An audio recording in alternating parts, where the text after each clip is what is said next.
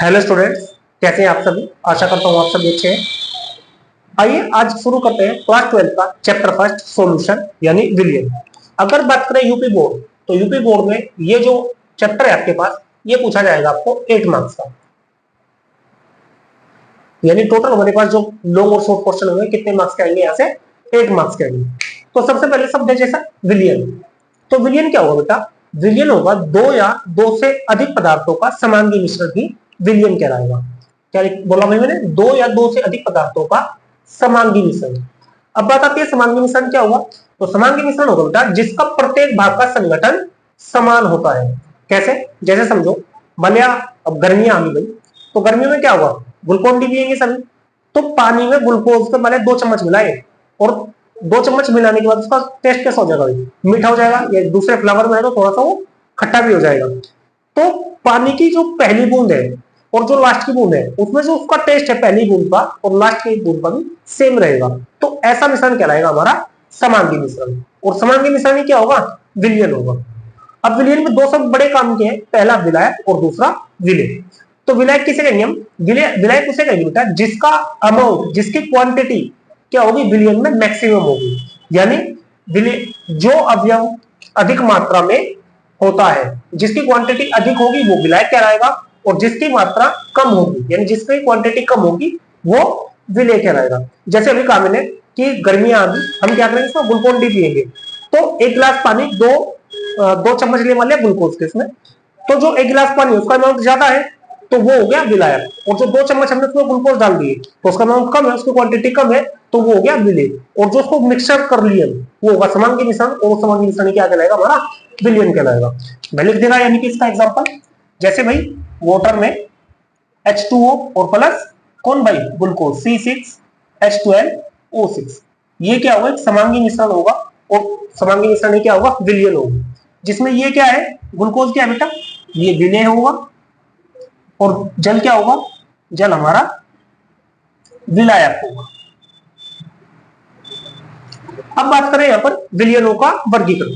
तो विलयनों का वर्गीकरण दो आधार पर कर सकेंगे, दो बेस पर कर सकेंगे। पहला किस पर? विलय की मात्रा के आधार पर, और दूसरा किस पर? विलायक की प्रावस्था के आधार पर। तो विलय की मात्रा के आधार पर जो हमारे पास विलयन होगा वो बेटे 5 प्रकार का होगा। कौन कौन सा? पहला होगा तनु विलयन, दूसरा सांद्र विलयन, तीसरा संतृप्त विलयन, चौथा असंतृप्त विलयन, और पांचवा अति संतृप्त विलयन। अब देखो किसके आधार पर है? विलय की मात्रा के आधार पर है। तो पहला समझते हैं तनु विलयन। तनु विलयन किसे कहेंगे? तनु विलयन उसको कहेंगे जिसमें विलायक तो भारी अमाउंट में हो, बहुत ज्यादा मात्रा में हो, और विलय क्या हो? बहुत कम मात्रा में। जैसे मान लिया एक गिलास पानी लिए, उसमें क्या लगभग यानी कि एक चुटकी भरे, और वो क्या करें गिलास में ग्लूकोज की वो डाल दें और कहने लगे भाई पी ले ग्लूकोज। तो वहां पर विलायक यानी कि पानी की तो मात्रा बहुत ज्यादा है और ग्लूकोज की मात्रा बहुत कम है। तो ऐसा विलयन क्या रहेगा हमारा? तनु विलयन। बेसिकली कंपैरिजन में काम आएगा। दूसरा सांद्र विलयन। सांद्र विलयन होता है जिसमें विलय की मात्रा ज्यादा होगी, किसके कंपैरिजन में? विलायक। तीसरा होगा संतृप्त विलयन। संतृप्त विलयन क्या होगा बेटा? संतृप्त विलयन होगा मान लिया मैं गिलास पानी ले और उसमें ग्लूकोज का 1 चम्मच डाल दो तो घुल जाएगा, दूसरा चम्मच डालें वो भी घुल जाएगा, तीसरा चम्मच वो भी घुल जाएगा, और धीरे धीरे क्या होगा इसमें समय की वृद्धि होनी शुरू हो जाएगी। मतलब अगर ग्लूकोज के पहले गिलास में, पानी के पहले गिलास में ग्लूकोज का 1 चम्मच लगभग 1 मिनट में घुल, तो दूसरा 62 सेकंड, 65 सेकंड या 70 सेकंड में घुलेगा, मतलब और ज्यादा टाइम लेगा। तीसरा उससे भी ज्यादा टाइम लेगा, चौथा उससे भी ज्यादा टाइम लेगा। और मान लिया 5 चम्मच जब हम डाल देंगे तो 5 चम्मच के बाद मान लिया ग्लूकोज घुलना बंद हो जाएगा पानी।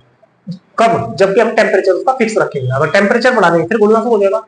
तो निश्चित ताप पर जब विलय का मैक्सिमम अमाउंट किसी विलायक में घुल चुका होगा तो वो विलयन कहलाएगा हमारा संतृप्त विलयन। असंतृप्त विलयन कौन सा होगा? असंतृप्त विलयन होगा जैसे हमने कहा कि 5 चम्मच डालने के बाद अब क्या होगा? ग्लूकोज पानी में घुलना बंद हो गया, तो उससे पहले हमने जितना भी ग्लूकोज डाला वो सारे विलयन कैसे बन रहे थे? असंतृप्त विलयन बन रहे थे।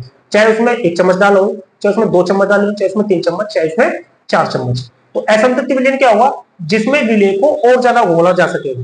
यानी ऐसा विलयन जो विलय की और डिमांड रखो या विलय की और कैपेसिटी रखो उसको अपने में घोलने की। अति संतृप्त विलयन क्या होगा? अति संतृप्त विलयन होगा जब विलयन संतृप्त हो चुका, मतलब 5 चम्मच डालने पर अब क्या हो गया भाई? विलयन हमारा संतृप्त हो चुका। अब हम क्या करें? उसमें थोड़ा सा और ग्लूकोज डाल दें, और ग्लूकोज डालने के बाद उसमें चम्मच से घुमा दें, तो हमें फील होगा कि अब क्या होगा? ग्लूकोज और थोड़ा सा ज्यादा घुल चुका। तो वो अवस्था कहलाएगी हमारी, वो विलयन कहलाएगा हमारा अति संतृप्त विलयन। लेकिन जो अति संतृप्त विलयन है ये निश्चित ताप पर अस्थायी या कहते हैं कि झूठे विलयन है। ऐसा अति संतृप्त विलयन हो नहीं सकता। क्यों? क्योंकि इतना पानी रोटेशन फॉर्म में होगा, इतना पानी घूम रहा होगा, इतना तो हमें फील होगा कि ग्लूकोज घुला हुआ है।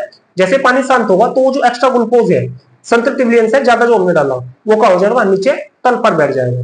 तो इसलिए अति संतृप्त विलयन कैसे होंगे बेटा, ये अस्थायी होंगे। आई होप आपको समझ आ गई होंगी 5 बातें। कौन सी? विलय की मात्रा के आधार पर तनु विलयन, सांद्र विलयन, संतृप्त विलयन, असंतृप्त विलयन, अति संतृप्त विलयन। अब बात करते हैं विलायक की भौतिक अवस्था के आधार पर विलयन के प्रकार। इस आधार पर विलयन 3 प्रकार के होंगे। कौन कौन से? द्रव्य विलयन, ठोसीय विलयन और गैसीय विलयन। यहाँ पे क्या होगा बेटा, अगर हम विलायक को फिक्स कर दें, विलायक की जो भी प्रावस्था, जैसे यहाँ पर दर दर दर, यानी हमने विलायक को क्या कर दिया, फिक्स कर दिया। अब विलायक को फिक्स करने के बाद आप विलय यहाँ पे ठोस ले लें, द्रव ले लें या गैस ले लें, लेकिन प्रावस्था फाइनल किस में ही रहेगी, द्रव में ही रहेगी। जैसे हमने अभी एग्जांपल के लिए कि अगर हम 1 गिलास पानी में ग्लूकोज को घोल दें तो पानी कैसा है बेटा, द्रव है, और ग्लूकोज कैसा है, मतलब पाउडर फॉर्म में या ठोस है। अब क्या हो, जब हम दोनों को विलयन बनाए तो दोनों विलयन जो विलयन बनाए इनके जो ग्लूकोज का पानी बना वो कैसा होगा, वो भी द्रव अवस्था में होगा। तो ये विलयन कहलाएगा द्रव्य विलयन। यानी जैसे विलायक की प्रावस्था होगी ऐसे ही किसकी अवस्था होगी, विलयन की अवस्था होगी, और वही विलयन का प्रकार हो जाएगा। जैसे हमने बताया, अभी एग्जांपल भी लिखा आपके सामने, वाटर लिया बेटा H2O और प्लस क्या ले लिए भाई, ग्लूकोज ले लिए C6H12O6। ये कैसा होगा बेटा, लिक्विड होगा, और ये कैसा होगा, सॉलिड होगा। इसके बाद दूसरा मल्या H2O लिक्विड है, इसमें क्या एथिल अल्कोहल बोलते हैं C2H5OH, ये भी क्या होगा, लिक्विड होगा, लेकिन विलयन का प्रकार भी क्या होगा, द्रवीय विलयन होगा। तीसरा मल्या वाटर में क्या करें भाई, H2O ले, और गैस क्या, जैसे ऑक्सीजन या CO2 को डिसोल्व करें, ये लिक्विड होगा, ये गैस होगा, लेकिन विलयन का प्रकार कैसा होगा हमारा, द्रव्य विलयन ही होगा।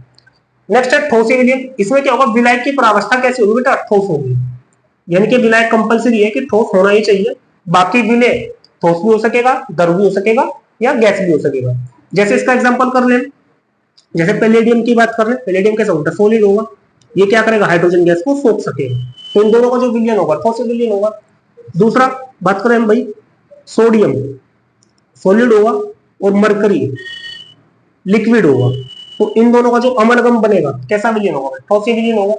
तीसरा क्या होगा बेटा, जैसे हमारा पीतल मिश्र धातु अलॉय, तो ये क्या होगा भाई, कॉपर और जिंक का मिश्रण होगा, दोनों ठोस होंगे, तो ऐसे विलयन होंगे हमारे ठोस विलयन।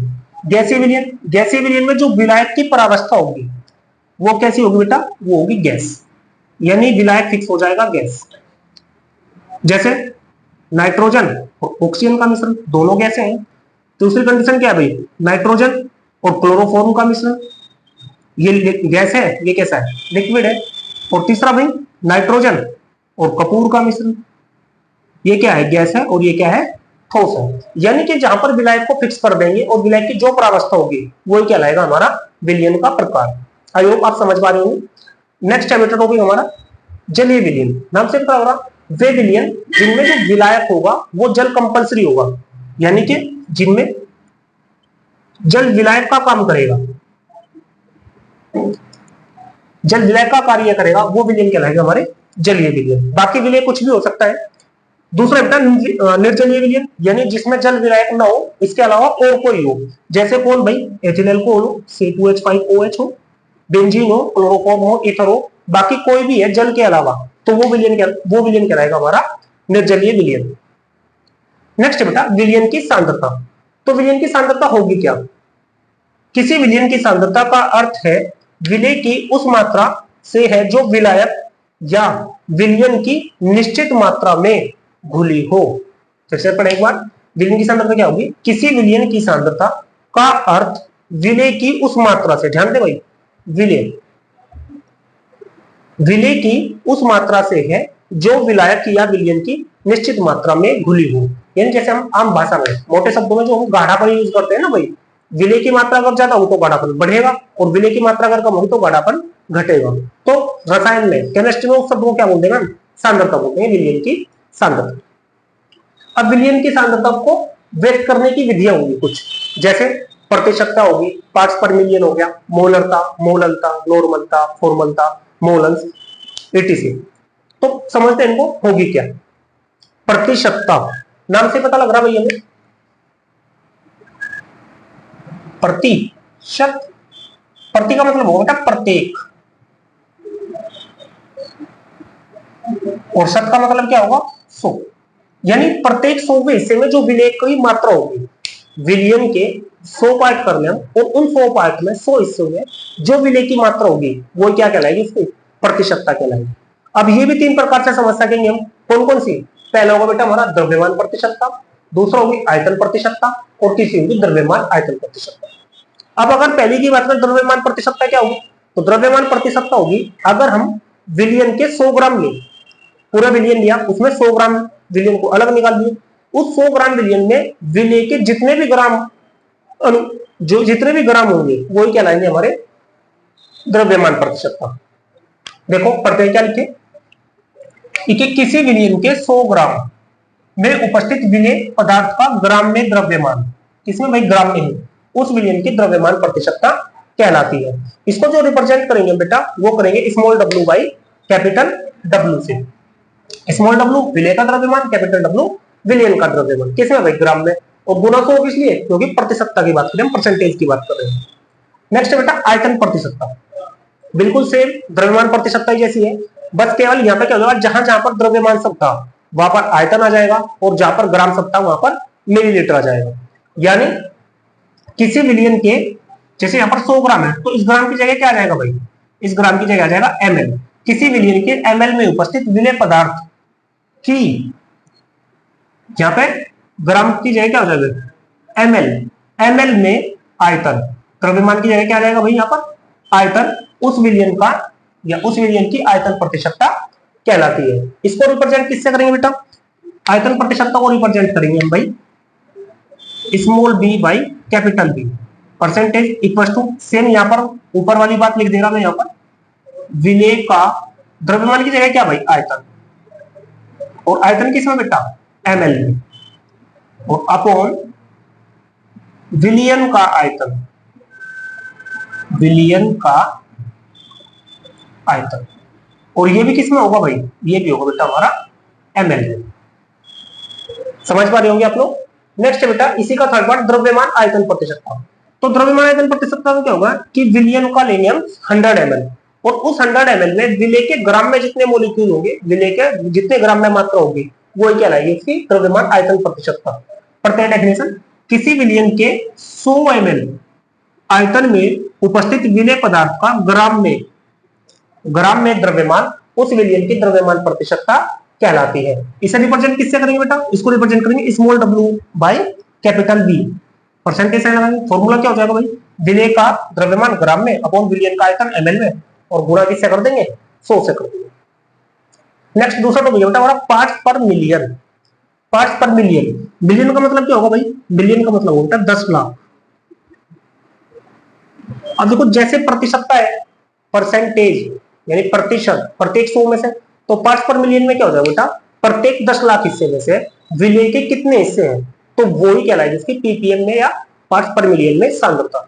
प्रत्यय डेफिनेशन क्या लिखे, किसी विलय पदार्थ के भागों की वह संख्या जो किसी विलयन के 1 मिलियन मतलब 10 लाख भागों में उपस्थित हो, वही क्या कहलाएगी इसकी पीपीएम में सांद्रता कहलाती है। तो पीपीएम बराबर क्या, विलय पदार्थ का द्रव्यमान किसमें बेटा ग्राम में, डिवाइड किससे कर देंगे विलयन का द्रव्यमान किसमें ग्राम में। तो देखो प्रतिशतता में मल्टीप्लाई किससे कर देंगे 100 से कर देंगे, जहां पे पीपीएम में किससे करेंगे 10 की घात 6 यानी कि 10 लाख से करेंगे। अब जरूरी है यहाँ पे कि द्रव्यमान जो है ग्राम में ही हो, यहाँ पर आयतन भी हो सकता है विलयन का, तो यहाँ पे क्या हो जाएगा ml में हो जाएगा, और यहाँ पर भी विलयन का आयतन ml में, और मल्टीप्लाई किससे जरूरत पड़ेगी 10 की घात 6 से, लिखा हुआ भी है। इस पीपीएम को आयतन के रूप में भी व्यक्त किया जा सकता है। हाँ, पीपीएम की आवश्यकता क्यों पड़ती है, पीपीएम की आवश्यकता बेटा तब पड़ेगी जब हमारे पास विलयन कैसा हो, अत्यंत तनु हो। अत्यंत तनु कैसे हो, जैसे हम वायु प्रदूषकों की बात करें तो उनकी भी सांद्रता किसमें मापी जाएगी पीपीएम में मापी जाएगी। जल की कठोरता की बात करें या जल में क्लोरीन की बात करें तो इन सब की जो सांद्रता है वो किसमें व्यक्त की जाएगी, वो पीपीएम में ही व्यक्त की जाएगी। तो आइए देखते हैं मोलरता। मोलरता होगी क्या बेटा, मोलरता होगी किसी विलयन के 1 लीटर में उपस्थित विलय के जितने मोल होंगे वो मोलों की संख्या क्या कहलाएगी, इसकी मोलरता कहलाएगी। क्या कहा मैंने, किसी विलयन के 1 लीटर, ध्यान रखें भाई ये सब बड़े काम का है, किसी विलयन के 1 लीटर आयतन में उपस्थित विलय के मोलों की संख्या ही उसकी मोलरता कहलाती है। मोलरता को जो हम रिप्रेजेंट करते हैं बेटा वो करते हैं कैपिटल एम से, यानी एम बराबर होगा हमारे पास एन बटे वी, और वी किस में होगा, यहाँ पर वी होगा भाई लीटर में, जहां एन विलय के मोलों की संख्या, विलय के मोलों की संख्या है, और वी है बेटा विलयन का आयतन, और आयतन किसमें भाई, लीटर। अब हमें बताया यहाँ पर कि विलय के मोलों की संख्या का भी एक फॉर्मूला होता है, क्या, भार बटे अणुभार, यानी इसको भी थोड़ा सा और आगे बढ़ा लूं तो हो जाएगा एम बराबर एन बटे एन बराबर होगा हमारे पास डब्ल्यू बाई एन और अपॉन वी। अब अगर वी को लीटर में ना लेके किस में ले लिया जाए, मिली लीटर में ले लिया जाए तो किससे डिवाइड कर देंगे, 1000 से। मैंने दे रहा है यहाँ पर चूंकि एन बराबर होगा डब्ल्यू बाई एम, यानी मोलों की संख्या का फॉर्मूला क्या होता है, वो होता है हमारे पास बेटा भार बटे अणुभार, वही लिखा हमने, यानी एन की जगह इसको रख दिए, और वी को लीटर में था, लीटर में से किस में कन्वर्ट कर दिए, इसको कर दिए मिलीलीटर में। तो यहां से क्या हो जाएगा हमारे पास, ये हो जाएगा एम बराबर डब्ल्यू गुना 1000 बटे एम गुना वी। तो इस तरह से क्या होगा, मोलरता का फॉर्मूला होगा, आप हमेशा याद रखेंगे। यहाँ पर क्या होगा, एम एम होगा विलयन की मोलरता, या इसको क्या कर ले आप M1 मान लें, W1 M1, और यहाँ पर W1 M1। W1 क्या होगा, विलय का भार होगा, और भार किसमें होगा, ग्राम में होगा। M1 क्या होगा, विलय का अणुभार होगा। V विलयन का आयतन होगा, लेकिन यहाँ पे आयतन किसमें होगा, ये मिलीलीटर में होगा, ये बात याद रखिए। अगर हम बात करें इसके मात्रक की, मोलरता का मात्रक,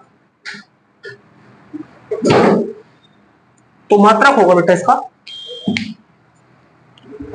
मोलों की संख्या, यानी मोल, और किसमें लीटर, तो मोल प्रति लीटर या मोल लीटर इनवर्स, तो ये इसका मात्रक होगा।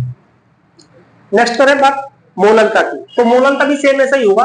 मोलरता में क्या था, मोलरता में था 1 लीटर विलयन, लेकिन मोलरता में हो जाएगा हमारे पास 1 किलोग्राम विलायक। तो 1 किलोग्राम विलायक में जितने भी मोल होंगे किसके, विलय के, वो मोलों की संख्या क्या कहलाएगी, मोलरता कहलाएगी। पढ़ते हैं डेफिनेशन, क्या कह रहा भैया, ये कह रहा 1 किलोग्राम विलायक में घुले विलय पदार्थ के मोलों की संख्या ही उस विलयन की मोलरता कहलाती है। मोलरता को जो रिप्रेजेंट करेंगे बेटा हम वो करेंगे स्मॉल एम से,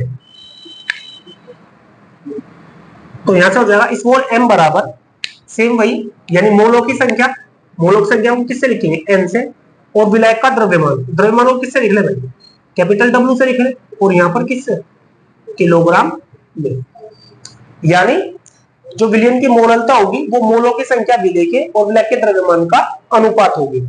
अब ऊपर वाली बात, यहाँ पे एन बराबर क्या रखे थे हम, एन के बराबर रखे थे डब्ल्यू बाई एन, तो यहाँ पे रख लेंगे भाई एम बराबर डब्ल्यू बाई कैपिटल एम, यहाँ पर डब्ल्यू को एज इट इज, और यहाँ पर भी इसको भी किसमें चेंज कर ले भाई, ग्राम में चेंज कर ले।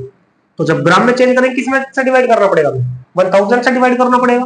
तो यहाँ से भाई बाहर वाला बाहर वाले के पास और अंदर वाला अंदर वाले के पास, तो यहाँ से आपके पास आ जाएगा वैल्यू एम बराबर डब्ल्यू गुना 1000 डिवाइड बाई एम गुना डब्ल्यू। यहाँ पे बता देंगे कौन क्या है, एम हो गया भाई हमारा मोलरता,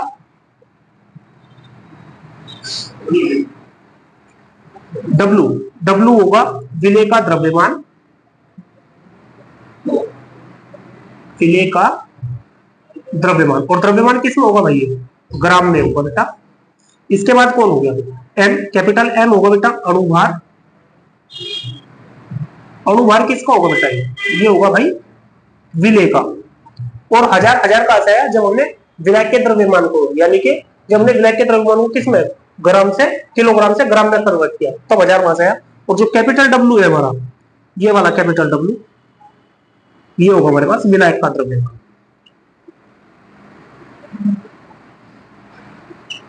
और द्रव्यमान किसमें होगा, ये ग्राम में, सॉरी।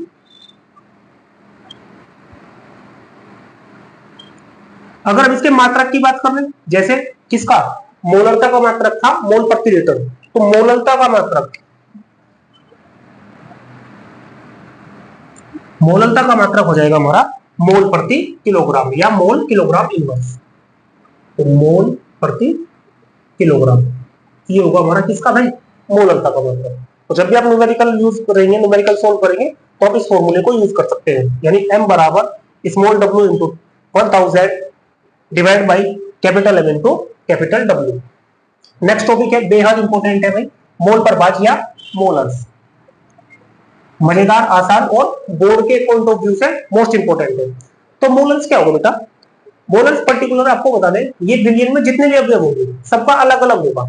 डेफिनेशन समझने की कोशिश करते हैं पहले इसको। मोलर्स क्या होगा, किसी विलयन में कितने भी अवयव है, मान ली 2 अवयव है, एक विलय है एक विलायक है, तो जिसका भी हमें मोलर्स निकाल लो, मान ली विलय का मोलर्स निकाल ले, उसके मोलों की संख्या और विलयन के कुल मोलों की संख्या का जो अनुपात होगा वो ही कहलाएगा हमारा मोलर्स। फिर से समझो, विलयन के किसी भी अवयव के मोलों की संख्या और विलयन के कुल मोलों की संख्या का जो रेशो होगा वो उस अवयव का मोलर्स या मोल प्रभाज कहलाएगा। डेफिनेशन पढ़ते हैं, ये कह रहा बेटा, किसी विलयन में उपस्थित किसी अवयव के मोलों की संख्या और विलयन में उपस्थित कुल मोलों की संख्या के अनुपात को ही उस अवयव का मोलर्स कहते हैं। इसको जो रिप्रेजेंट करते हैं बेटा वो करते हैं काई से। तो काई बराबर होगा हमारे पास भाई अवयव के मोलों की संख्या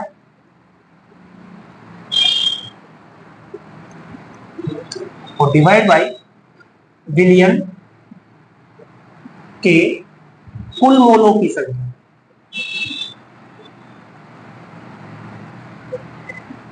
तो इस तरह से हम क्या निकाल सकेंगे, मोलर्स निकाल सकेंगे किसी भी अवयव का। अब इसको एग्जांपल के माध्यम से समझते हैं। मान लीजिए हमारे पास एक विलयन है, उस विलयन में जो विलायक है वो A है और जो विलय है वो B है। हमने दोनों से क्या कर दिए, विलयन बना दिए। जो विलायक A है उसके जो मोलों की संख्या है, उसके जो मोलों की संख्या है वो मान लिया Na है, और जो विलय B है उसके मोलों की संख्या Nb है। अब समझते हैं इनका मोलर्स कैसे निकालेंगे। तो क्या करेंगे, मोलर्स निकालना वाले हमें पहले विलायक का निकालना है। तो काई जिसका भी निकालना होगा A का निकालना, तो उसको इसके नीचे रख देंगे, इक्वल टू जिसका हमें निकालना उसके मोलों की संख्या ऊपर, तो Na, और विलयन, विलयन में दोनों होंगे, A भी है B भी है, तो कुल मोलों की संख्या यानी Na प्लस Nb। इस तरीके से हम किसका, A का मोलर्स निकाल सकेंगे। इसको मान लें क्वेश्चन नंबर फर्स्ट। मान लिया अगर हमें B का निकालना हो, विलय का मोलर्स निकालना हो, तो ऐसा हो जाएगा काई B इक्वल टू जिसका मोलर्स निकालना उसके मोलों की संख्या ऊपर और विलयन के कुल मोलों की संख्या यानी Na प्लस Nb। समीकरण नंबर सेकंड। अब क्या करेंगे, समीकरण फर्स्ट और सेकंड को ऐड कर देंगे, यानी समीकरण 1 में 2 को जोड़ देंगे। तो जोड़ दो भाई, तो ऐसा हो जाएगा काई A प्लस काई B equal to Na upon Na plus Nb plus Nb upon Na plus Nb। यानी जब समीकरण 1 और 2 को जोड़ते हैं तो लेफ्ट का लेफ्ट साइड जुड़ेगा और राइट का राइट साइड जुड़ेगा। अब एलसीएम ले लो बेटा, Na plus Nb, Na plus Nb, तो यहां से हो जाएगा हमारे पास काई A प्लस काई B इक्वल टू एलसीएम आ गया बेटा Na प्लस Nb। तो यहां से ये Na एज इट इज और प्लस यहां से Nb भी एज इट इज। अब आप देख रहे हैं Na प्लस Nb ऊपर, Na प्लस Nb नीचे, तो कैंसिल हो जाएगा। तो यहां से आया हमारे पास क्या भाई, काई A प्लस काई B इक्वल टू 1। यानी इस विलयन में केवल 2 अवयव थे A और B। अगर हम दोनों का मोलर्स निकाल लेंगे तो उनका योग कितना आएगा, एग्जैक्ट 1 आएगा, ना कभी 1 से ज्यादा आएगा और ना कभी 1 से कम आएगा। अगर कहीं पर कम ज्यादा आ रहा तो मतलब हमने कहीं ना कहीं गड़बड़ की है। इसको मान लें समीकरण नंबर 3। और इसको हमेशा याद रखेंगे कि अगर हमारे पास विलयन D1G है तो दोनों के जो मोलर्स होंगे उनका योग कितना आएगा, 1 आएगा। न्यूमेरिकल हम जो सीखेंगे इसके पार्ट बी में सीखेंगे, आज केवल छोरी छोरी को ही कवर करें। तो आइए नेक्स्ट टॉपिक है हमारा विलेयता। विलेयता क्या होगा बेटा, किसी मान सपोज हमारे पास 1 गिलास पानी है, उस 1 गिलास पानी में हम चीनी घोलते जाए तो मैक्सिमम जो चीनी की मात्रा उस पानी में घुल सकेगी, एग्जैक्ट वही क्या कहलाएगी, वो चीनी की विलेयता कहलाएगी। या दूसरे शब्दों में कह सकें कि 100 ग्राम पानी में मैक्सिमम जितने ग्राम चीनी घुल सकेगी निश्चित ताप पर, एक फिक्स टेम्परेचर पर, तो वही उसकी विलेयता कहलाएगी। आइए पढ़ते हैं डेफिनेशन।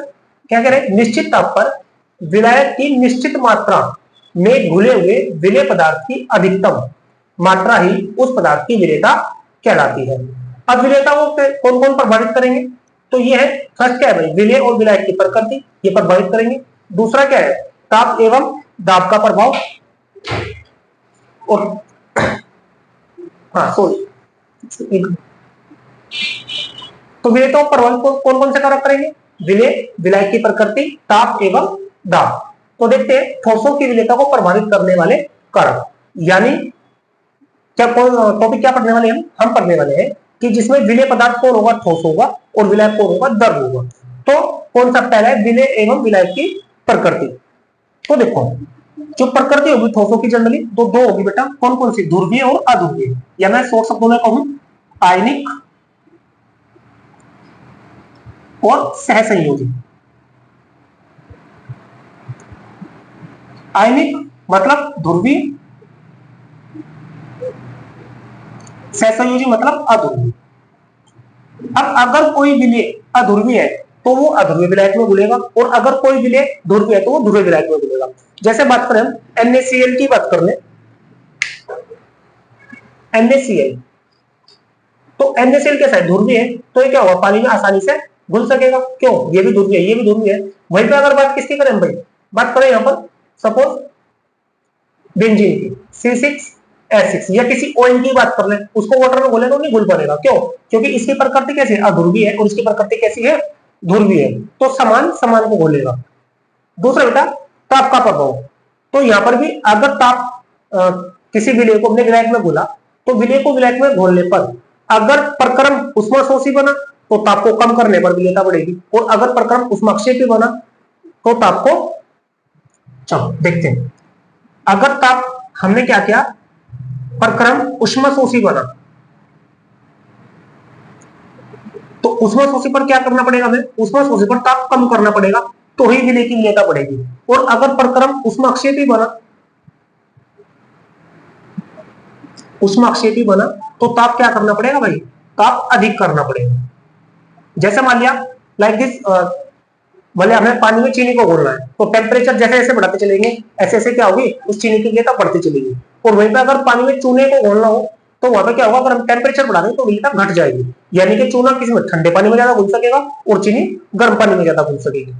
तीसरा है दाब का प्रभाव, तो या दाब पर, तो दाब का प्रभाव बेसिकली इस पर कोई प्रभाव नहीं पड़ने का, क्यों, तो दाब कोई प्रभाव नहीं डालता है। रीजन इसका बेटा ये है कि ये दोनों के दोनों क्या है, असंपीडीय है, यानी विलेय भी यहां पर असंपीडीय होगा और विलायक भी असंपीडीय है।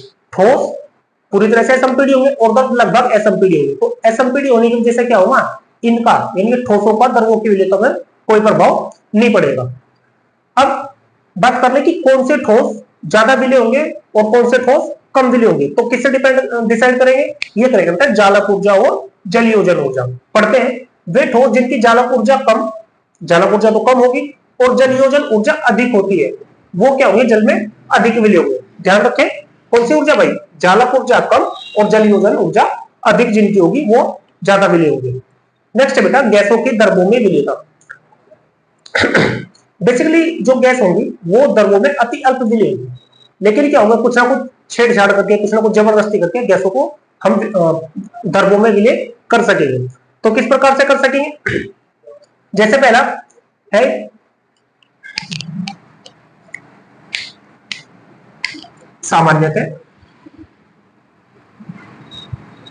गैसों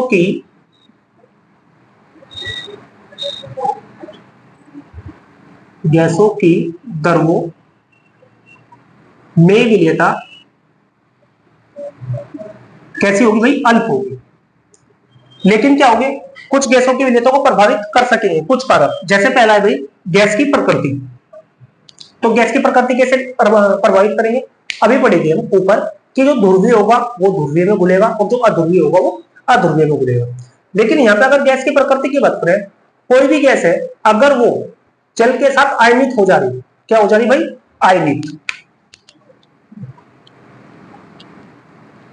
तो वो जल में घुल सकेगी, और अगर आयनित नहीं हो पा रही तो जल के साथ नहीं घुल पा रही।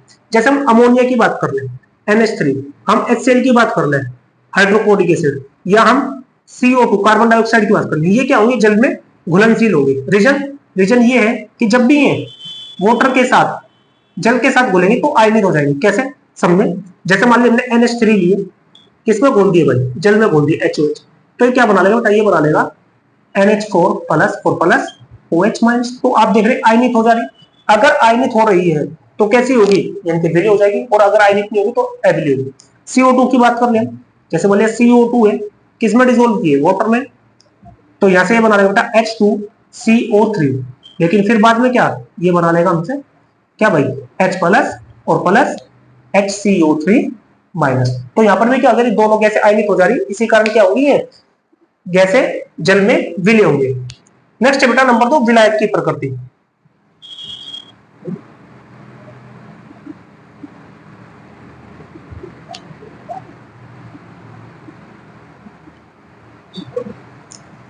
तो विलायक की प्रकृति यहां पर भी सेम वही, जो है समान समान को घोलता है। मतलब अगर दोनों की प्रकृति कैसी है, ध्रुवीय है तो घुलेगी, और अगर दोनों की प्रकृति अध्रुवीय है तो भी घुलेगी। यानी अगर गैस भी अध्रुवीय है और विलायक भी अध्रुवीय है तो भी घुल सकेगी गैस उसमें, और अगर दोनों की प्रकृति कैसी ध्रुवीय है तो भी घुल सकेगी। तीसरा बेटा ताप का प्रभाव। तो बेसिकली आपको बता दें, जो गैसें है मोस्टली वो क्या होगी, सामान्यतः ताप बढ़ाने पर उनकी विलेयता घटेगी। लिख दे रहा भैया यहां पर,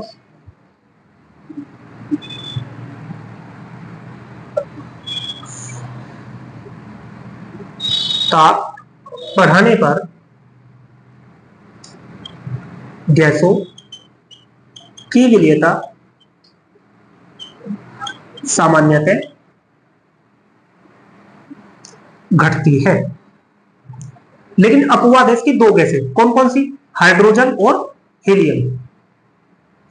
हाइड्रोजन और हीलियम दोनों ऐसी गैसें हैं कि जो ताप बढ़ाने पर क्या होगी, इनकी विलेयता बढ़ेगी। रीजन ये है कि जब ये वाटर में घुलेंगी, पानी में घुलेंगी, तो ये किस प्रक्रम में जाएंगी, ये उष्माक्षेपी है, सॉरी उष्माशोषी। और उष्माशोषी होने के कारण क्या होगा, इन्हें ज्यादा घोलने के लिए क्या करना पड़ेगा, हमको ताप बढ़ाना पड़ेगा। नेक्स्ट है बेटा दाब का प्रभाव। तो बेसिकली देखो, हमने कहा था आपसे कि सामान्यतः गैसें क्या होंगी भाई, जल में अल्प विलीय होंगी। लेकिन अगर इन कंडीशंस पर काम किया जाए, जैसे ताप पर, गैस की प्रकृति पर, विलायक की प्रकृति पर, या दाब पर, तो हम क्या करेंगे, मैक्सिमम अमाउंट घोल सकेंगे गैस का, किसमें, विलायक में। तो दाब का प्रभाव यानी दाब बढ़ाने पर,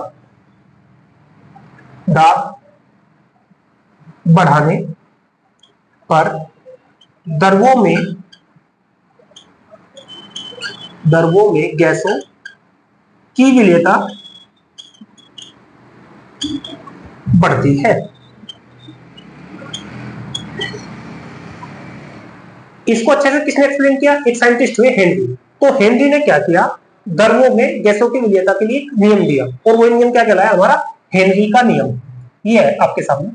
कब दिया था भाई इन्होंने, ये नियम दिया था बेटा 1803 में, यानी लगभग आज से 222 साल पहले। तो हेनरी ने क्या बताया बेटा, हेनरी ने बताया कि कोई भी, किसी भी विलायक में अगर कोई गैस विलेयशील है, तो उस गैस का जो आंशिक दाब होगा वो उसके गैस के मोल अंश के समानुपाती होगा। यानी जितना गैस का आंशिक दाब होगा वो किस पर डिपेंड करेगा, वो उसके मोल अंश पर डिपेंड करेगा, और वही कहलाया हमारा हेनरी का नियम। पढ़ते हैं क्या बोला भाई, स्थिर ताप पर किसी गैस का वाष्प अवस्था में आंशिक दाब अगर P हो, उस विलयन में गैस के मोल अंश, अगर मैं यहाँ पे मोल अंश को रिप्रेजेंट किससे कर दूं भाई, काय से कर दूं, के समानुपाती होता है। यानी क्या कह रहे हैं हिंदी कह रहा कि जो P है वो किस पर डिपेंड करेगा, तो प्रोपोर्शनल होगा भाई काय। यहाँ पे P क्या है, गैस का आंशिक दाब है, और X क्या है, उस गैस का मोल अंश है। तो यहाँ से P इक्वल टू एक कांस्टेंट लेंगे बेटा KH काय। यहां पर KH क्या है, जहां KH एक हेनरी स्थिरांक है, एक हेनरी स्थिरांक है, याद रखेंगे आप लोग। अब इसके बाद बात करें हेनरी के नियम के अनुप्रयोग। तो इसके अनुप्रयोग कौन कौन से भाई? सबसे पहला यानी शीतल पेय पदार्थ तथा सोडा वाटर में जो हम बनाते हैं तो उसमें कौन, जो भी हम गैस डिसोल्व करेंगे तो वहां पर हेनरी का नियम पूरा पूरा लागू होगा। दूसरा, हम श्वास लेंगे भाई, श्वास लेने पर आपने देखा होगा भाई फेफड़ों में ऑक्सीजन जा रही है और बदले में क्या CO2 आ रही है, तो ऑक्सीजन और CO2 के का आदान प्रदान होगा, ये भी किसके आधार पर? हेनरी के नियम पर हो रहा है। नेक्स्ट बेटा गोताखोर द्वारा गैस सिलेंडर में, अब गोताखोर मतलब गोताखोर क्या हो बेटा, जो समुद्र में डुबकी लगा करके किसी की डेड बॉडी या कुछ और सामान वामान निकाल के ला सकते हैं। तो जब वो गोताखोर समुद्र में डुबकी लगाते हैं, नदी नहरों में डुबकी लगाते हैं, तो उनके पेट पर क्या एक सिलेंडर होता है, उस सिलेंडर में गैस होती है। अब गैस बेसिकली कहते हैं कि भाई ऑक्सीजन, लेकिन ऑक्सीजन के अलावा और भी कुछ होता है उसमें। जैसे हम वहां पर उसमें बात करें, नाइट्रोजन होती है बेटा, ऑक्सीजन होती है और हीलियम भी होती है। अगर नाइट्रोजन की बात करें, नाइट्रोजन होता है वहां पर लगभग 56.2%, इस रेशो में नाइट्रोजन होती है उस सिलेंडर में जो गोताखोर की पीठ पर होगा। ऑक्सीजन होगी बेटा वहां पर 32.1%, और जो बचता है कितना बचा उसके बाद में लगभग 11.7%, ये होती है हीलियम। रीजन क्या है? रीजन ये है कि अगर टोटल ऑक्सीजन ले लिए तो उसको ह्यूमन बॉडी बर्दाश्त नहीं कर पाने की डेथ हो जाएगी। हीलियम किस लिए? क्योंकि हीलियम क्या है? निष्क्रिय गैस है। अगर हीलियम ना हो तो क्या होंगे, बॉडी में जो गोताखोर होगा उसकी बॉडी में बबल्स बन जाएंगे, गांठें बन जाएंगी, और गांठें बनने से क्या, जब वो तल पर आएगा तो क्या होगा, ऐठन हो जाएगी इसके शरीर में, पहले उसे ऐसे यानी दर्द होगा और बाद में उसकी मौत तक हो सकती है। तो उससे बचने के लिए क्या करता है वहां पे, उसमें हीलियम गैस मिलाई जाती है।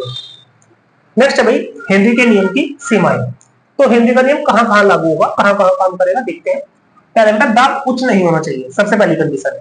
दूसरा बेटा ताप बहुत कम नहीं होना चाहिए। तीसरा है गैस की विलेयता अल्प होनी चाहिए। और फोर्थ है बेटा गैस का जो आणविक अवस्था है वो अपरिवर्तित रहनी चाहिए। अब देखो यहाँ पर दो गैसें ऐसी है जो हेनरी के नियम को अगर जल में विलय करें, अगर उन दो गैसों को जल में विलय करें तो हेनरी का नियम फेल हो जाएगा वहां पर। और इसके अलावा अगर बेंजीन में उनको विलय करें तो वहां पर हेनरी का नियम लागू होगा। कौन कौन सी गैसें हैं वो है बेटा हमारी अमोनिया और HCl। पढ़ते हैं क्या लिखा, जल में अमोनिया तथा HCl गैसों की विलेयता पर हेनरी का नियम लागू नहीं होता है, जबकि बेंजीन में अमोनिया व HCl के लिए हेनरी का नियम लागू होता है। नेक्स्ट टॉपिक है बेटा द्रव्य विलयनों का वाष्पदाब। तो द्रव्य विलयनों का वाष्पदाब होगा क्या बेटा, देखो भले कोई द्रव्य है, हम क्या करें उसको वाष्प अवस्था में कन्वर्ट कर रहे हैं। अब एक अवस्था आएगी साम्य अवस्था, जहां पर जितने पार्टिकल द्रव के वाष्प बनेंगे वाष्प के उतने पार्टिकल द्रव बनेंगे, तो वो अवस्था करेंगे साम्य अवस्था। अब साम्य अवस्था पर वाष्प के अणुओं द्वारा द्रव की सतह पर एक दाब लगेगा, और वही दाब क्या कहलाएगा, वही दाब कहलाएगा वाष्प दाब। पढ़ते हैं डेफिनेशन, एक निश्चित ताप पर साम्य अवस्था में वाष्प के अणुओं द्वारा, ये वाली बात, वाष्प के अणुओं द्वारा द्रव की सतह पर उत्पन्न किया गया दाब क्या कहलाएगा बेटा, वाष्प दाब कहलाता है। अब वाष्प दाब को प्रभावित करने वाले मुख्यतः दो कारक हैं, पहला कौन सा है, द्रव की प्रकृति, और दूसरा है ताप का प्रभाव। अब द्रव की प्रकृति, आपने एक शब्द सुना होगा बेटा, दुर्बल अंतराण्विक आकर्षण बल। यानी अगर द्रव के बीच दुर्बल अंतराण्विक आकर्षण बल है तो उसका वाष्प दाब अधिक होगा, और अगर दुर्बल अंतराण्विक आकर्षण बल कम है या प्रबल अंतराण्विक आकर्षण बल है तो उनका वाष्प दाब नगण्य के बराबर होगा या बहुत कम होगा। नेक्स्ट बेटा दूसरा ताप का प्रभाव। तो ताप बढ़ाने पर क्या होगा, हमें पता है ताप बढ़ाने पर द्रव के अणुओं की गतिज ऊर्जा में क्या होगी, वृद्धि होगी। अब जब गतिज ऊर्जा में वृद्धि होगी तो वहां पे वाष्प ज्यादा बढ़ेगी, जब वाष्प ज्यादा बढ़ेगी तो सीधी सी बात है वाष्प दाब भी ज्यादा होगा। अर्थात ताप वृद्धि करने से वाष्प दाब में भी वृद्धि होगी। यानी जैसे जैसे ताप बढ़ाएंगे ऐसे ऐसे क्या होगा, वाष्प दाब में भी वृद्धि होती चली जाएगी। आई होप आप समझ पा रहे होंगे। अब क्या है नेक्स्ट टॉपिक हमारा बेटा द्रव विलयनों का वाष्प दाब। देखो अगर हमारे पास विलेयी द्रव हो और विलायक भी द्रव हो, और कैसे द्रव है, दोनों वाष्पशील द्रव है, ध्यान से सुनो मेरी बात को, भले विलेयी द्रव है और विलायक भी द्रव है, हमने दोनों से विलयन बना लिए, तो अब जो विलयन का वाष्प दाब होगा वो शुद्ध विलेय के वाष्प दाब और विलायक के वाष्प दाब के योग के बराबर होगा। पढ़ते हैं पहले फिर समझते हैं। जब किसी विलयन में विलेय तथा विलायक दोनों वाष्पशील द्रव होते हैं तो विलयन का वाष्प दाब दोनों के वाष्प दाब के योगफल के बराबर होता है। समझ के इसको। मान लिया हमारे पास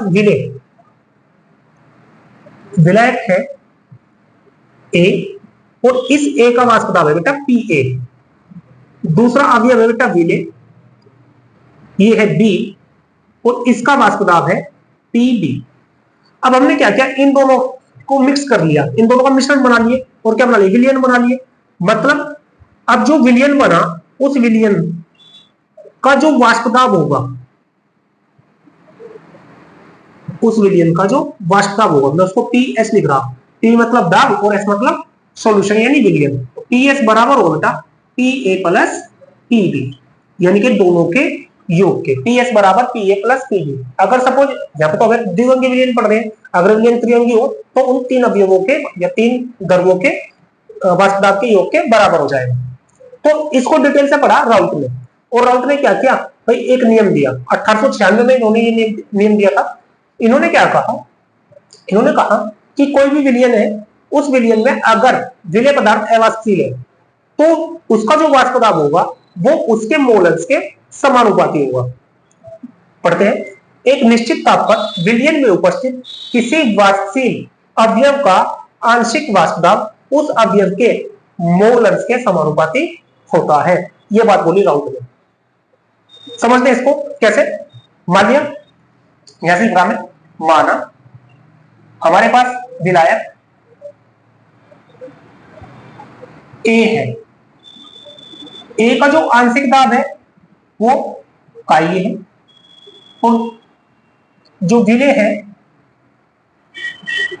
वो मान लिया बी है, और जो बी का आंशिक दाब है वो मान लिया बेटा काई बी। जो सॉरी मोलर्स, ये जो ए का जो विलायक ए है इसका मोलर्स काई ए है, और जो विलेय बी है इसका मोलर्स काई बी है। जो ए है इसका वाष्प दाब है, आंशिक वाष्प दाब वो पी ए है, पी नोट ए है, और जो विलेय बी है इसका जो आंशिक वाष्प दाब है वो पी बी नोट। अब राउल्ट के नियम अनुसार,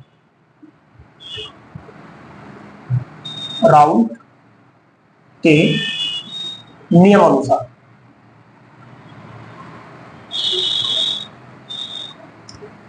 राउल्ट ने क्या बताया, राउल्ट ने बताया निश्चित ताप पर विलयन में उपस्थित वाष्पशील अवयव का आंशिक वाष्प दाब उस अवयव के मोलर्स के समानुपाती।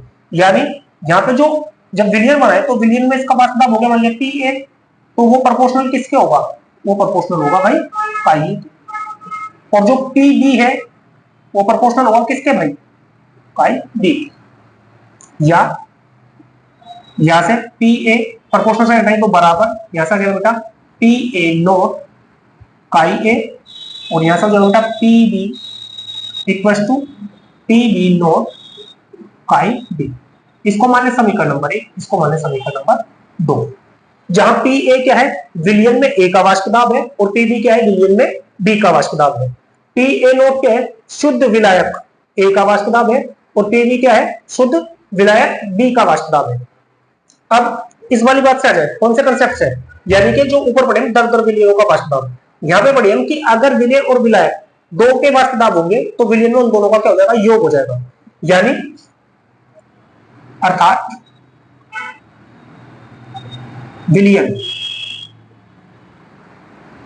का आंशिक वाष्प दाब, अगर मैं विलयन के वाष्प दाब को पी एस मान लू तो पी एस बराबर क्या हो जाएगा बेटा, दो अवयव है उसमें कौन कौन से, ए तथा बी, तो ए का वाष्प दाब 4 प्लस बी का वाष्प दाब। अब समीकरण 1 और 2 से, ए से 1 से पी ए का मान और 2 से पी बी का मान रखो यहाँ पर, तो ये हो जाएगा हमारे पास पी एस बराबर P A note plus sorry यहाँ पर काई ए और प्लस पी बी नोट काई बी। अब यहां से क्या करते हैं, यहां से करेंगे भाई एक बात पढ़ी थी आप जब मोलन्स पढ़े थे, तो ये है मोलन्स बराबर हो जाएगा बेटा काई ए प्लस काई बी बराबर 1, पीछे पढ़ी है। तो यहां पे क्या होगा, इसका ए को इधर काई बी को इधर रख ले या ए को रख ले और यहां से बी को ले चल, तो क्या हो जाएगा यहाँ से, ये हो जाएगा हमारे पास काई ए बराबर हो जाएगा 1 माइनस काई बी। तो ये मान हम किस में रख दे भाई, इसको समीकरण 3 मान, समीकरण 3 में रख दो ये मान। तो यहाँ से आ जाएगा बेटा P S equal to P A note as it is, और यहाँ से क्या 1 minus chi B plus P B note काई बी। अब क्या करो, मल्टीप्लाई कर दो, इसको अंदर डाल दो पी ए नोट को। तो यहाँ से हो जाएगा हमारे पास P S equal to P A naught minus P A naught काई बी और प्लस पी बी नोट काई बी। तो यहां से हो जाएगा हमारे पास बेटा P S equal to P A note as it is रखते हैं। क्या करें भाई, यहां से पी बी नोट को पहले लिख लेंगे, तो प्लस पी बी नोट और माइनस पी ए नोट, और यहां से दोनों से क्या बाहर ले लें, यह बाहर ले लें काई बी। तो इस तरह से क्या होगा, राउल्ट के नियम का एक व्यंजक आ गया हमारे पास। इसके मदद से हम क्या कर सकेंगे, न्यूमेरिकल सोल्व कर सकेंगे या आर्किक प्रश्न को हल कर सकेंगे। यहाँ पे पी एस क्या है, ध्यान से समझना, कौन क्या होगा, पी एस है बेटा विलयन का वाष्प दाब, पी ए नोट क्या है, शुद्ध अवस्था में विलायक का वाष्प दाब, पी बी नोट कौन है, शुद्ध अवस्था में विलेय का वाष्प दाब, और काई बी क्या है, विलेय का मोल अंश। आइए देखते हैं दूसरा नेक्स्ट टॉपिक। तो आइए बेटा देखते हैं, हमारा नेक्स्ट टॉपिक है आदर्श विलयन और अनादर्श विलयन। आदर्श विलयन क्या होगा, देखो आदर्श विलयन वो होगा जो सभी दाब की सांद्रता या सभी सांद्रताओं पर राउल्ट के नियम को फॉलो करेगा, राउल्ट के नियम का पालन करेगा, वो विलयन कहलाएंगे आदर्श विलयन। पढ़ते हैं क्या लिखा, आदर्श विलयन वे विलयन जो सभी दशाओं, जो यानी कि ऑल कंडीशन, सभी दशाओं में राउल्ट के नियम का पालन करते हैं, आदर्श विलयन कहलाते हैं। आदर्श विलयन के लिए आवश्यक शर्तें, यानी कुछ कंडीशंस है, अगर विलयन उनको फॉलो कर रहा तो ही वो आदर्श विलयन है, अन्यथा आदर्श विलयन नहीं है। तो देखते हैं कौन सी है वो आवश्यक शर्तें। सबसे पहला यही है कि राउल्ट के नियम का पालन करता हो। दूसरा, दोनों अवयवों को मिलाने पर विलयन का आयतन दोनों अवयवों के आयतन के योग के बराबर होता हो। थर्ड है, दोनों अवयवों को मिलाने पर एंथैल्पी अपरिवर्तित रहती हो। फोर्थ है, विलयन में ए व बी के मध्य अंतरांगिक आकर्षण बल ए बी के समान होना चाहिए। समझो, जैसे मान लिया ए ये विलायक है, बी ये विलेय है, यानी कि ए विलायक है, बी विलेय है। तो यहाँ पे ये जो दर्शा रहा ना, ये दर्शा रहा है कि विलायक के अणुओं के मध्य अंतराण्विक आकर्षण बल, यहाँ पे विलेय के अणुओं के मध्य अंतराण्विक आकर्षण बल। तो जितना विलेय और विलायक के अणुओं के मध्य अंतराण्विक आकर्षण बल था, अगर हम विलयन बना दें तो अब विलयन में जो ए बी के बीच जो अंतराण्विक आकर्षण बल है, अगर वो समान होगा तो वो आदर्श विलयन होगा, अन्यथा आदर्श विलयन नहीं होगा। एग्जाम्पल दिए, जैसे बेंजीन और टॉलुइन, अगर दोनों का मिश्रण कर दिया जाए, दोनों को विलयन बना दे तो आदर्श विलयन है। जैसे मेथिल अल्कोहल और एथिल अल्कोहल, इन दोनों का मिश्रण किसका कार्य करेगा, आदर्श विलयन का कार्य करेगा। नेक्स्ट टॉपिक है बेटा हमारा अनादर्श विलयन, जस्ट इसका अपोजिट। भाई वे विलयन जो राउल्ट के नियम का पालन कर रहे थे आदर्श विलयन है, और जो राउल्ट के नियम का पालन नहीं करेंगे वो क्या कहलाएंगे, अनादर्श विलयन कहलाएंगे। पढ़ते हैं, वे विलयन जो सभी ताप और सांद्रताओं पर राउल्ट के नियम का पालन नहीं करते हैं क्या कहलाते हैं, अनादर्श विलयन कहलाते हैं। अब अनादर्श विलयन यहाँ पर दो प्रकार के होंगे, कौन कौन से, पहला होता है धनात्मक विचलन प्रदर्शित करने वाले विलयन। अब देखो, जब राउल्ट के नियम को फॉलो नहीं करेंगे तो क्या होंगे भाई, राउल्ट के नियम से जब हम किसी विलयन का वाष्प दाब निकाल लेंगे तो एक तो वो वाष्प दाब हो गया। अब दूसरी कंडीशन क्या है अनादर्श विलयन में, कि राउल्ट के नियम के वाष्प दाब से या तो ज्यादा आएगा या फिर कम आएगा। अगर राउल्ट के नियम के वाष्प दाब से ज्यादा आ रहा वाष्प दाब तो वो होगा धनात्मक विचलन प्रदर्शित करने वाला अनादर्श विलयन, और अगर कम आ रहा तो वो होगा ऋणात्मक विचलन प्रदर्शित करने वाला अनादर्श विलयन। पढ़ते हैं, इस प्रकार के विचलन में विलयन के प्रत्येक अवयव का आंशिक वाष्प दाब राउल्ट के नियम की अपेक्षा अधिक होता है। यानी जब राउल्ट के नियम से हम किसी का वाष्प दाब निकाल ले वो वैल्यू, और जब एक्चुअल जो रियल में विलयन के जो वाष्प दाब होगा वो क्या होगा, अधिक होगा राउल्ट के नियम से, तो विलयन कहलाएगा हमारा धनात्मक विचलन प्रदर्शित करने वाला अनादर्श विलयन। ऋणात्मक में क्या हो जाएगा बेटा, सेम बिल्कुल ऐसे ही रहेगा यहाँ पर भी। इस प्रकार के विचलन में विलयन के प्रत्येक अवयव का आंशिक वाष्प दाब राउल्ट के नियम की अपेक्षा क्या हो जाएगा भाई, यहाँ पर कम होता है, तो विलयन कैसा हो जाएगा हमारा, ऋणात्मक विचलन प्रदर्शित करने वाला अनादर्श विलयन हो जाएगा। आई होप आप समझ पा रहे होंगे। अब नेक्स्ट टॉपिक है हमारा बेटा अणुसंख्यक गुणधर्म। देखो अणुसंख्यक गुणधर्म होंगे क्या, समझो। जैसे मान लिया हमारे पास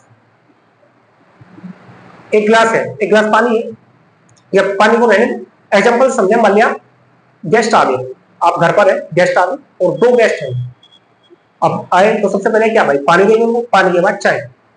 तो जब आप चाय बनाएंगे, माने 2 कप चाय बनाए आप, तो 2 कप चाय बनाने में आपने चीनी डाल दी, पत्ती डाल दी, अब चाय बन करके तैयार हो चुकी।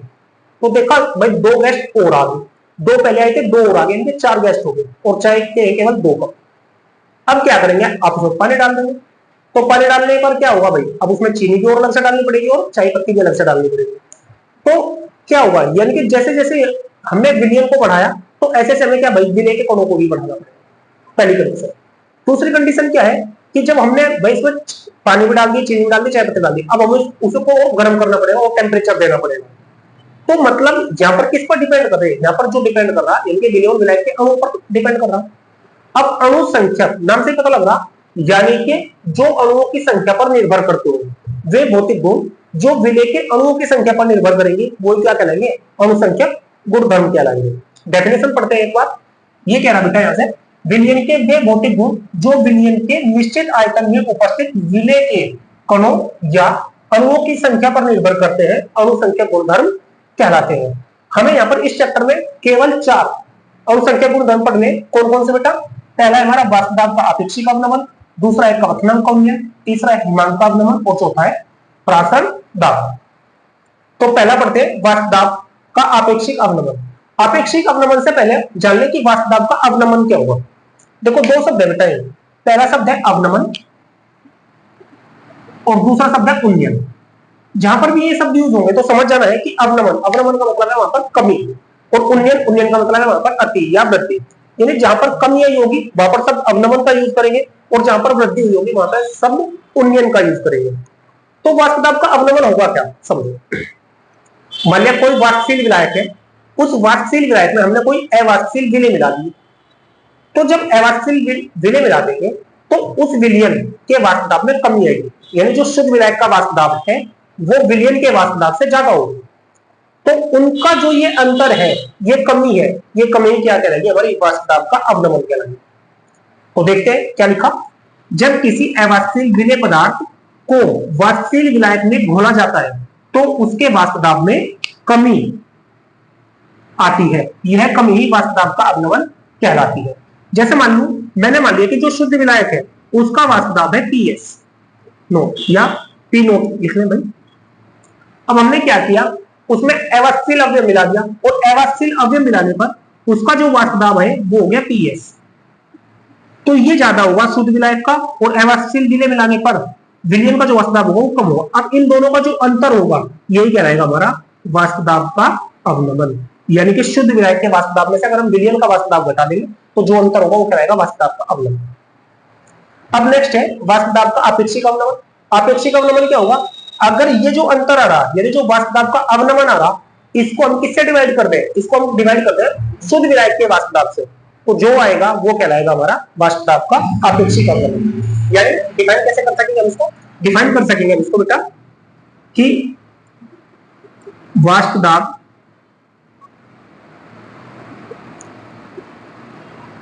का अवनमन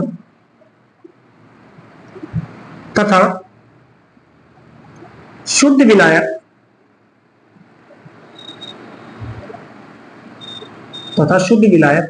के वाष्प दाब का अनुपात ही उसका वाष्प दाब का आपेक्षिक अवनमन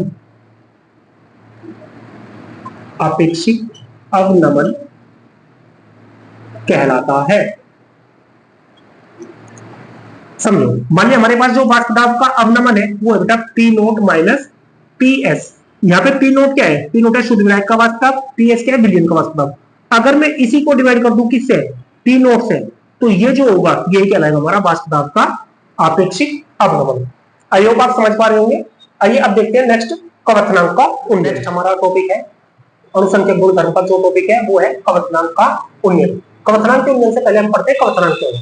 देखो क्वथनांक क्या होगा, वैसे क्वथनांक होगा बेटा जब हम किसी द्रव को गर्म करें, तो गर्म करने पर जब उसको टेम्परेचर और ज्यादा हो जाएगा, टेम्परेचर देंगे तो द्रव अवस्था किसमें गैस प्रावस्था में चलने की कोशिश करेगा, और एग्जैक्ट वो जो कम से कम टेम्परेचर वो कम से कम था जिस पर वो द्रव और गैस समान प्रावस्था में रह सकेंगे, वो ताप क्या कहलाएगा, उसका क्वथनांक कहलाएगा।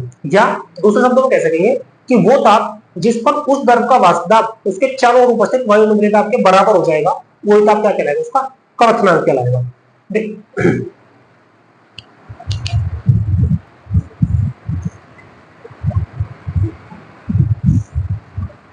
तो आइए देखते हैं बेटा, हमारा अगला संख्या गुणधर्म है क्वथनांक का उन्नयन।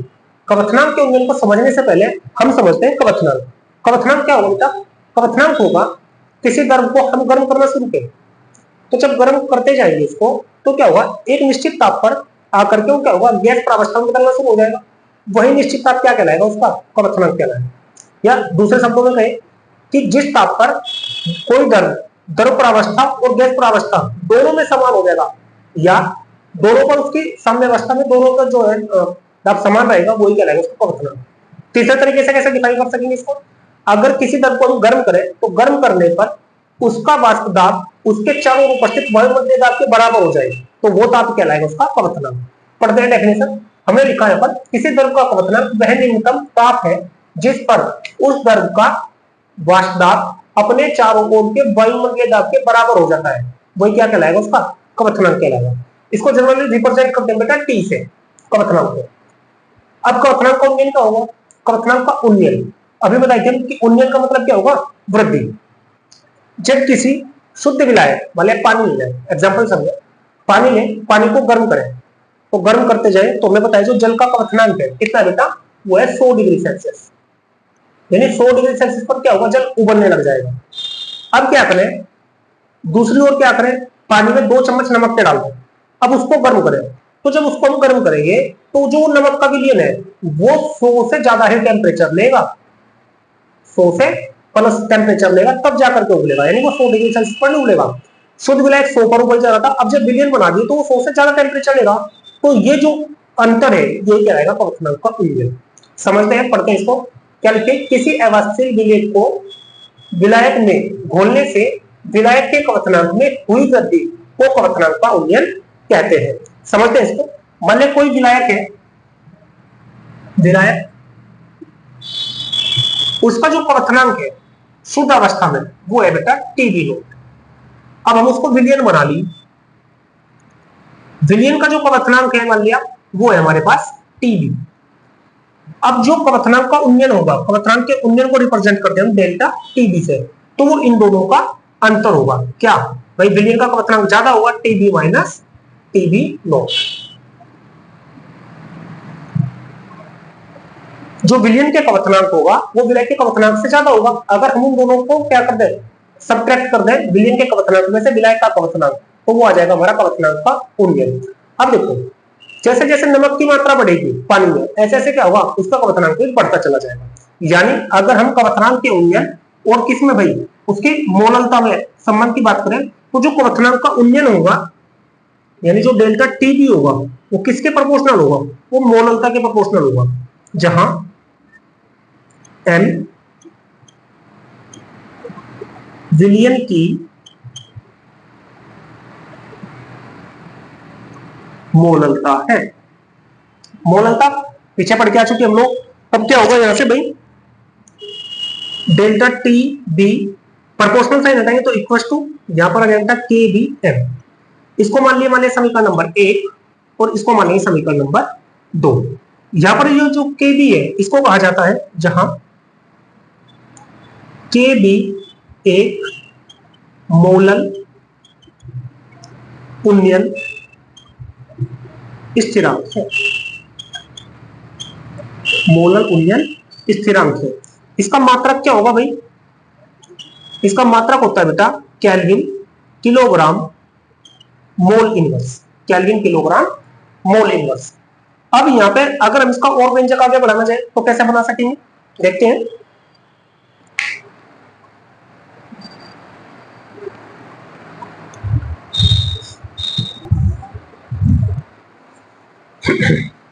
तो इसको साफ कर दे रहे हैं, यहाँ पे जगह से थोड़ी सी बन जाएगी।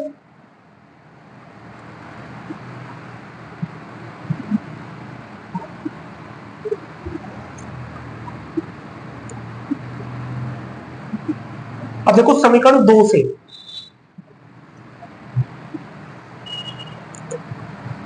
समीकरण 2 से, चूंकि हमें पता है पीछे पड़ गया है मोललता, जो मोललता होगी यानी m बराबर होगी, वो थी बेटा हमारे पास विलेय के मोलों की संख्या n अपॉन विलायक का द्रव्यमान, और द्रव्यमान किसमें था भाई, यहाँ पर विलायक का किलोग्राम में था, ये फॉर्मूला था हमारे पास। यानी अगर मैं m का मान किसमें, समीकरण 2 में रखूं, तो m का मान समीकरण 2 में रखने पर, या समीकरण 2 से, तो यहां से हो जाएगा बेटा हमारे पास delta T B equal to K B as it is into N upon W. अब फिर से क्या भाई लिख देंगे यहां पर, जहां एन विलेय के मोलों की संख्या है, और डब्ल्यू क्या है बेटा, डब्ल्यू है भाई विलायक का द्रव्यमान, और द्रव्यमान किसमें भाई, द्रव्यमान है किलोग्राम में। अब delta T B as it is, यहाँ पे के बी भी as it is into N, N को क्या लिख सकते हैं हम, स्मॉल डब्ल्यू, डब्ल्यू डब्ल्यू और डिवाइड बाई 1000। समझते हैं इसको, कहां से आया,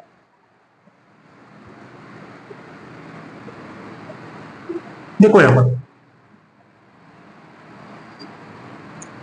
डेल्टा टी बी जू का तो रकम ने, के बी जू का तो रखा, यहाँ पे एन मोलों की संख्या, चूंकि जो एन बराबर होता है उसका होता है भार बटे अणु भार, तो एन की जगह क्या लिख सकते हैं, डब्ल्यू अपॉन एन, और यहाँ पे जो किलोग्राम में था इसको किस में कन्वर्ट कर लिया, ग्राम में कर लिए।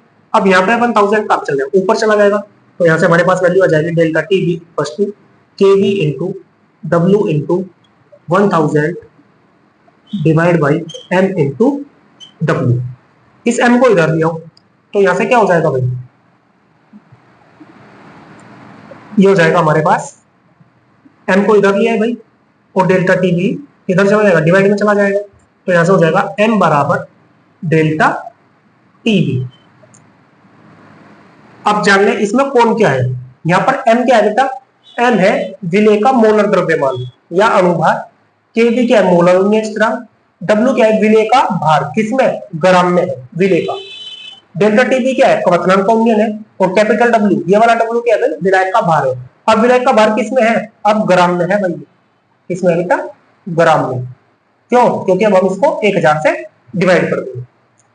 अब आप क्या करेंगे, न्यूमेरिकल में क्या करेगा वो, इन सब की वैल्यू देगा, हमसे एन की वैल्यू पूछ लेगा, या कई बार एन की वैल्यू देगा डेल्टा टी बी पूछ लेगा, तो आप सोल्व कर सकेंगे इस फॉर्मूले की मदद से आसानी से।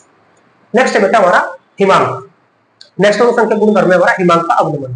तो हिमांक के अवनमन को समझने से पहले हम सीखते हैं, हम समझते हैं कि हिमांक का, अब हिमांक होगा क्या, हिमांक होगा बेटा किसी द्रव का, हिमांक वह ताप है जिस पर वह द्रव ठोस और, जिस पर वह द्रव ठोस और द्रव, यहां पर आएगा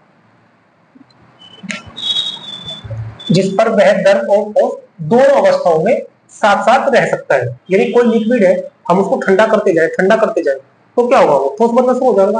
अब एग्जैक्ट वो टेम्परेचर जिस पर वो लिक्विड ना तो पूरी तरह से ठोस हो ना पूरी तरह से द्रव हो, इन दोनों अवस्थाओं में साथ साथ रह सकेगा, वही क्या कहलाएगा, उसका हिमांक कहलाएगा। अब हिमांक में अवनमन क्या है, हिमांक में अवनमन वही सेम एग्जांपल, मान लिया अगर शुद्ध जल में फ्रिज ले भाई, फ्रिज में ट्रे में क्या करें, उसमें जो 2 बॉक्स है उनमें तो शुद्ध पानी डालते हैं, और बाकी जो 2 बॉक्स है उनमें क्या है नमक का पानी डालते हैं, और दोनों को फ्रिज में रखते हैं। अब 4-5 घंटे के बाद देखेंगे तो जो नमक वाला पानी होगा वो बर्फ जम चुका होगा, ऊपर शुद्ध पानी होगा वो भी बर्फ बन चुका होगा, लेकिन सब कौन सा होगा, ठोस कौन सा होगा, जो बिना नमक का होगा। मतलब क्या है कि जब किसी विलायक में हम एवासिल विलेय मिलाएंगे तो उसके हिमांक में कमी आएगी, और वो कमी क्या कहलाएगी, हिमांक का अवनमन कहलाएगी। समझते हैं, जब किसी द्रव विलायक में कोई एवासिल विलेय मिलाते हैं तो उसके हिमांक में कमी होती है, हिमांक में इस कमी को ही हिमांक का अवनमन कहते हैं। हिमांक के अवनमन को जो रिप्रेजेंट करेंगे बेटा वो करेंगे डेल्टा टी एक्स। अब माना शुद्ध विलायक,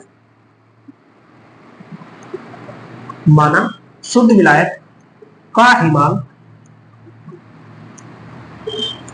टी एफ नोट है, तो जब उसमें कोई एवासिल विलेय मिला दिया गया तो विलियन बना, और विलियन का जो वास्तव है, विलियन का जो हिमांक है, विलियन का हिमांक, ये है बेटा हमारे पास टीएफ है। तो हिमांक का अवनमन मतलब जो डेल्टा टीएफ होगा वो इक्वल होगा बेटा हमारे पास किस किसके भाई, वो हमारे पास टीएफ नॉट माइनस टीएफ, यानी इनका अंतर। इसका अंतर ही क्या होगा भाई हमारा, हिमांक का अवनमन होगा। आई होप आप समझ पा रहे होंगे। अब जैसे जैसे विलय की मात्रा बढ़ाते जाएंगे तो ऐसे ऐसे क्या होगा, हिमांक के अवनमन में वृद्धि होगी। यानी जो हिमांक का अवनमन होगा ये भी किस पर डिपेंड करेगा, ये भी डिपेंड करेगा भाई मोलनता पर, एम पर। अब जैसे यहां पर किए थे हम सेम यही इसके साथ करेंगे, तो delta T F proportional sign हटाएंगे तो यहां से क्या कांस्टेंट आ जाएगा के एफ और एम एज इट इज। इसको मान लें समीकरण नंबर 1, जहां एम विलियन की मोलनता है, जहां एम विलियन की मोलनता है, और जो के एफ है इसको बोलते हैं बेटा अवनमन स्थिरांक, अवनमन स्थिरांक। इसका भी अगर हम मात्रक की बात करें तो इसका मात्रक होगा केल्विन किलोग्राम मोल इनवर्स। तो मात्रक की अगर बात करें इसका भी मात्रक होगा केल्विन किलोग्राम मोल इनवर्स। अब क्या करते हैं, यहां से वो इससे अणुभार का व्यंजक पूछेगा हमसे, या न्यूमेरिकल में किस तरह से यूज कर सकेंगे। अब सेम वहीं पर जैसे भाई मोलनता का फॉर्मूला यहाँ पे निकाल लेते हैं क्वाड्रेंट के नियम में, ऐसे हिमांक के अवनमन में भी निकाल लेंगे। देखते हैं कैसे, आइए।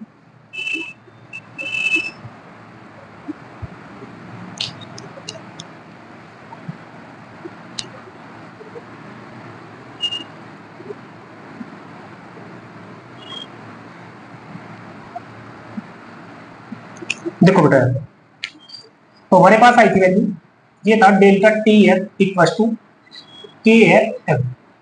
अब चूंकि एम इक्वल टू होता है बेटा हमारे पास मोलों की संख्या अपॉन विलायक का द्रव्यमान, और द्रव्यमान किसमें भाई, किलोग्राम में। फिर से एम बराबर, एम को भी लिख सकेंगे हम क्या, विलय का द्रव्यमान और आणविक द्रव्यमान, ये capital W as it is, और यहां पर किससे डिवाइड कर देंगे 1000 से, ये किस में आएगा, यह आ जाएगा ग्राम में। अब यहां से आ जाएगा हमारे पास एम बराबर डब्ल्यू गुना 1000 डिवाइड बाई एम गुना डब्ल्यू। एम का ये मान किसमें, समीकरण 1 में रख दूं, तो जब रखेंगे यहां से आ जाएगा बेटा हमारे पास delta T F equal to K F as it is into W into 1000 divide by M into W. यहां पर भी बता देंगे कौन क्या है, जब डेल्टा टी एफ क्या है, हिमांक का अवनमन है, के एफ क्या है, अवनमन स्थिरांक है, डब्ल्यू क्या है, विलय का द्रव्यमान है, किसमें, ग्राम में।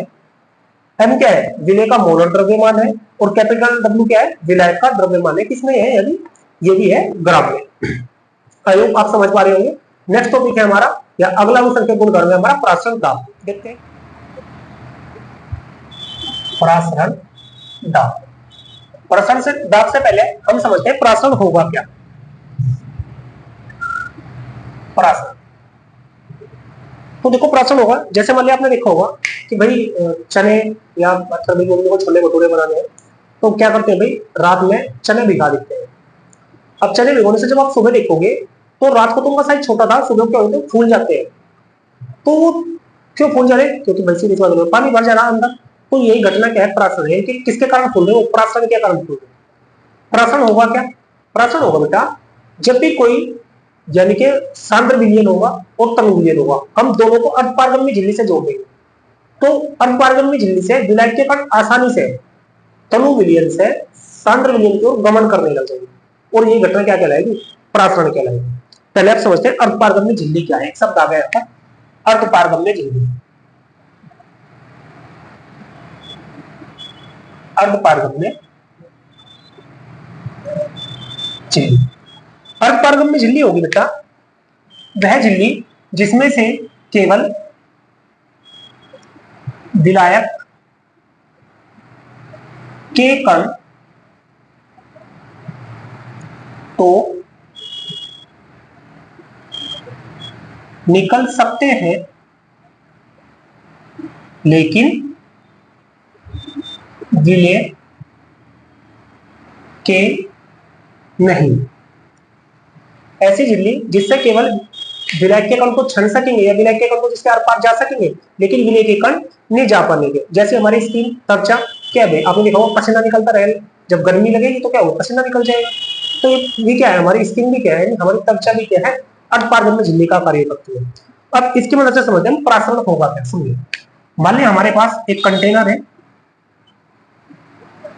हमने क्या किए, इस कंटेनर में एक अर्धपारगम्य झिल्ली लगा दी, ये लगा दी मान लिया अर्धपारगम्य झिल्ली, और यहां पर इसमें क्या किए, अलग अलग सांद्रताओं के 2 विलयन भर दिए। मान लिया ये विलयन ए है,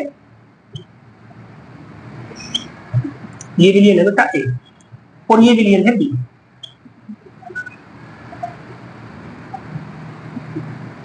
विलयन जो ए है ये है तनु विलयन, और जो विलयन बी है ये है सांद्र विलयन, और ये जो है ये है अर्धपारगम्य झिल्ली, अर्धपारगम्य झिल्ली। तो क्या होगा, तनु विलयन से जो विलायक के कण होंगे, किसके कण भाई, विलायक के कण, इस अर्धपारगम्य झिल्ली को क्रॉस करते हुए, पास करते हुए किसमें जाने लग जाएंगे, सांद्र विलयन में जाने लग जाएंगे। यही घटना क्या कहलाएगी, ये घटना कहलाएगी परासरण। यानी समझे परासरण होगा क्या होता, जब किसी तनु विलयन और सांद्र विलयन को अर्धपारगम्य झिल्ली से संबद्ध किया जाता है, तो तनु विलयन से विलायक के कण सांद्र विलयन की ओर गमन करने लगते हैं। यह घटना ही परासरण कहलाती है। आई होप आप समझ पा रहे होंगे। अब एक शब्द आया था परासरण दाब, जो हमारा अनुसंख्यक गुण कर। अब ध्यान दो, यानी विलायक के कण ए से बी में जा रहे थे, अगर मैं यहाँ पर क्या करूं भाई, एक पिस्टन लगा देंगे यहाँ पर, मान लीजिए पिस्टन लगा दिए भाई, और क्या करें यहाँ पर दाब लगाना शुरू कर दे केवल बी पर, तो यहां से क्या होगा, जो विलायक के कण आसानी से जा रहे थे, घुस रहे थे बी में, अब वो आना बंद कर देंगे, और वो न्यूनतम दाब ही क्या कहलाएगा, वो दाब ही कहलाएगा परासरण दाब। यानी परासरण दाब क्या हुआ, डेफिनेशन में परासरण दाब वो दाब होगा जो परासरण की घटना को रोक देगा, परासरण की घटना को रोक देगा। वो न्यूनतम दाब जो परासरण की घटना को रोक सकता है, वही क्या कहलाएगा, हमारा परासरण दाब कहलाएगा। इसको जो हम रिप्रेजेंट करते हैं बेटा, प्रदर्शित करते हैं, वो करते हैं पाई से। अब यहाँ पे कुछ छोटे छोटे डेफिनेशन है, जैसे मान लिया पूछ रहे हैं हमसे संपरासरी विलयन, संपरासरी विलयन, अतिपरासरी विलयन,